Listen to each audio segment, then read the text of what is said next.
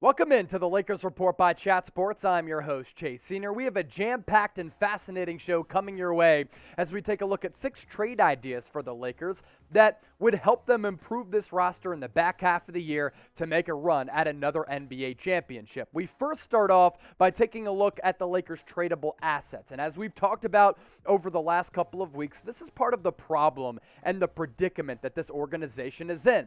When it comes to draft assets and player assets, the Lakers don't have many because really over the last couple of years with LeBron James and Anthony Davis, and I understand the organizational approach, they put their chips at the center of the table to try to chase championships. Now, it worked a couple of years ago in the NBA bubble, and last year I think the Lakers could have made a run if they were a little bit healthier, but now they're in a spot where in free agency, they brought in a bunch of win-now short-term players, and because of that, they have this roster that's weird, clunky, and they lack some of those aforementioned assets. Now, I'm fascinated to see how creative the Lakers can get because of the issues that we've already talked about today and on previous episodes. There aren't many players on this roster who other teams look at and say, okay, I want him, and I will trade you player A, and we'll improve to help you improve. Instead, it's a lot of top-heavy potential trades that the roster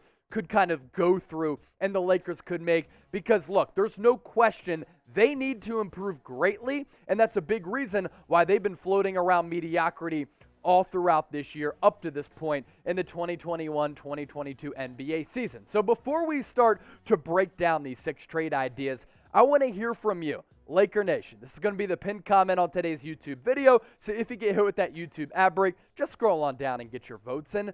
Name a player you want the Lakers to trade for. And I want to challenge you with this because I want you to make it realistic and get those names in the comment section right now. First trade idea. It's a deal between Los Angeles and Washington. Have we seen this before? Yeah, back several months ago during the summer when the Lakers acquired Russell Westbrook. In this trade, the Lakers would get back a pretty good playmaker in Spencer Dinwiddie and send away Talen Horton-Tucker as well as Kendrick Nunn. Now, there are a lot of reports that Spencer Dinwiddie and Bradley Beal are clashing. They don't get along well together, and Spencer Dinwiddie even said, my experience with Washington has been weird, especially me as a starter. Now, Dinwiddie's last 4 years, he's never been known as the most efficient offensive player, but in terms of being a playmaker, I like him. Now, last year, had a partially torn ACL, only played a couple of games, but you saw in 2018-19, especially in 2019-20, when he averaged 20.5 points per game, that he can be a very, very good scorer and put the biscuit in the basket. Now, this year with Washington, he's had a couple of really good games. Other nights, he's had some clunkers, 13 points per game, 6 assists, only shooting sub 38%. But if he were to play alongside LeBron and AD, could he have more open looks from anywhere on the floor? I think so. Now, don't miss out. You got to subscribe to the Lakers Report by Chat Sports. We're well over 41,000 subscribers, going for 42. The channel's been growing like crazy. That's a big thanks to all of you. And if the Lakers make a move as the NBA trade deadline awaits, a week from today, we have you covered. So hit that red subscribe button down below or in a separate browser. Let this video rock or go to youtube.com/LakersTV. Trade idea number 2. Between two of the most historic franchises in the game, both teams tied for the most NBA titles in the history of the NBA, the Lakers and the Boston Celtics. How about a reunion of sorts? Dennis Schroder coming back to LA, and the Celtics get Kendrick Nunn and a 2025 second-round pick. I'm here for the reunion. There's been a lot of drama with LA up to this point of the year. Why not more drama? Now, there were a lot of reports that Dennis Schroder didn't get along well with some of the players on this Lakers roster, but conversely, he did get along with other players on this team, especially Anthony Davis. Now, obviously, if the Lakers were to offer him an $84 million contract extension, they thought highly of the player. Bad move by Schroder, turning down that contract, and in turn, it kind of saved the Lakers' asses because to sign Schroder to an $84 million contract would have been awful. But for this year and this year alone, he's making $5.9 all this year. And the Lakers wouldn't be on the hook for a lot of money. And Dennis Schroder has played better arguably this year than he did last year with the Lakers, and the Lakers know what he can bring to the table. The problem with Schroder, it's always been the consistency aspect or the lack thereof. But this year, 14.5 points per game. He's shooting 43.5% from the hardwood and 34.5% from three. Had a couple of good games in that first round series against the Suns last year, and in other games, he really disappeared. But from a playmaking aspect, the Lakers can use his explosiveness and his athleticism. I don't think this is realistic because the Lakers know who Schroder is and they had him in-house last year. But, hey, we're having fun and putting out unique content here on the channel. Trade idea number 3 as we hit the halfway mark. Richaun Holmes to LA, and the Kings get Talen Horton-Tucker, DeAndre Jordan, and a 2027 second-round pick. Now, Richaun Holmes went to the basketball powerhouse of Bowling Green. He was drafted by Philadelphia, and over the first couple of years, he was such a raw developmental project. But the last 2 years, Richaun Holmes has really turned into a very good player.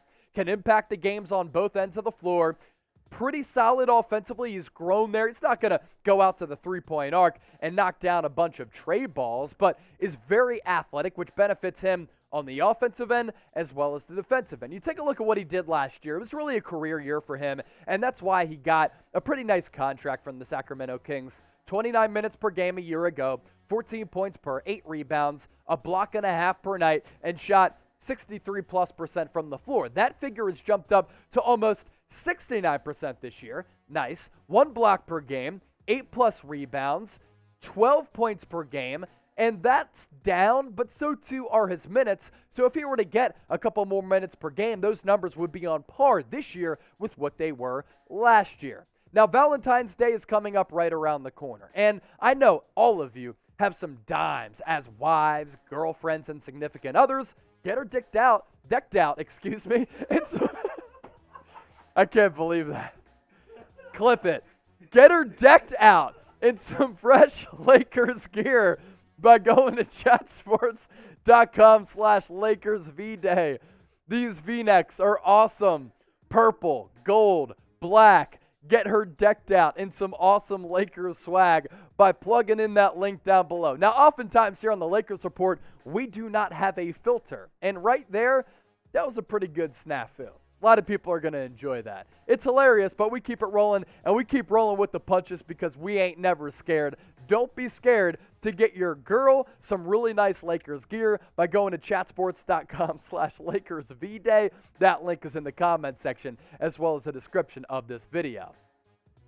Another trade idea.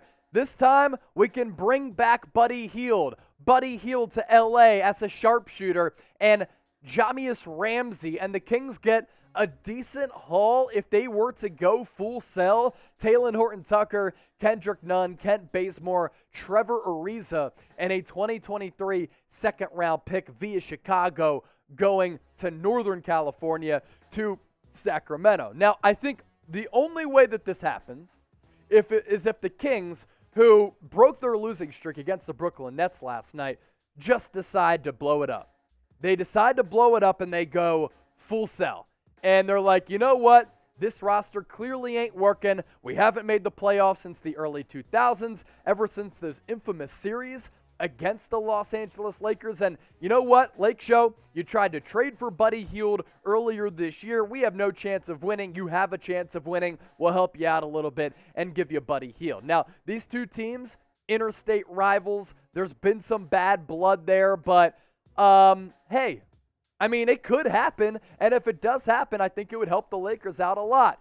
Pick one player to trade for the Sacramento Kings. Richaun Holmes, Buddy Hield. Type RH for Holmes, BH for Buddy Hield. I want you to embrace debate with this, but I think everybody's going to go ahead and type their BH. I am as well. Trade idea number 5. How about a 3-and-D guy coming to the Lakers from the Portland Trail Blazers? And for the Blazers, maybe they think that Talen Horton-Tucker can finally live up to expectations. They can bring in a solid young player to pair up with some of the other solid young players on that roster, and let's see what they can do. Lakers, if they get Robert Covington, it's a win-now move for a player whose value is somewhat damaged as compared to where it was a couple years ago, but I'll tell you this. I'd really like Robert Covington, coming to the Lakers. He is a better player than what he has shown the last 2 years. I don't think there's any doubt about it. He's a very good defensive player. His points per game numbers have been down the last 2 years, but when he's right, when he's healthy, and that's a little bit of a concern, he's a very good two-way player. Nowadays in an NBA game where modern day value, it really caters to 3 and D. First 9 years, 11.5 points per game for Covington, a little less than 6 rebounds, a steal and a half per night, and his three-point percentage very, very respectable for a guy who really had to carve his role in the NBA after a lot of G League stints. 35.7% from long range. That's a pretty good figure for Robert Covington, but the last 2 years, those numbers have been down. But again, I think he's a better player than what he's shown the last 2 years. And a couple years ago, he was really seen as a very, very nice trade asset. Do you think the Lakers are going to make the playoffs? They've been down in the dumps in the Western Conference standings, in danger of maybe once again playing in the play-in tournament. You let me know, though. Type Y for yes, type N for no. Last trade idea on today's show. Another one that I like because you get 2 good young players. Christian Wood, he also fulfills a need and gives you some youth. Kenyon Martin Jr., a high flyer, very good athlete. And the Rockets get Talen Horton-Tucker and Kendrick Nunn, 2 other young players to replace the 2 young players that they're giving away. They get a 2027 first-round pick, which, according to reports, the Rockets are intrigued by, and DeAndre Jordan, who really cares at this point? I mean, I think he's pretty washed. So you exchange youth for youth, and the Rockets are a pretty interesting team. I mean, they have a bunch of young studs on that roster, but there's only so many roster spots to have for all of those young pieces. And as far as Christian Wood goes, I really like him. Stats in Houston last couple of years, 19 points per 10 rebounds, almost 50% from the floor and 37% from distance. As a big man, that's good. And he can stretch the floor. Now, I worry a little bit about the on-court stylistic fit with a guy like Anthony Davis, but we know that AD doesn't really want to play the 5 spot. So could he play the 4 and Christian Wood play the 5 and then vice versa to give you that lineup versatility? Also, AD's hurt a lot, so could Christian Wood kind of replace him to a certain degree? Which trade idea is your favorite? We just cooked up 6 of them in total. Type 1, Type 2, Type 3, Type 4, Type 5, Type 6. And with that Valentine's Day read, you can make fun of me in the comment section. It's all good. If you want to make fun of me, you can. But also let me know which trade idea was your favorite. And thank you for watching today's show right here on the Lakers Report.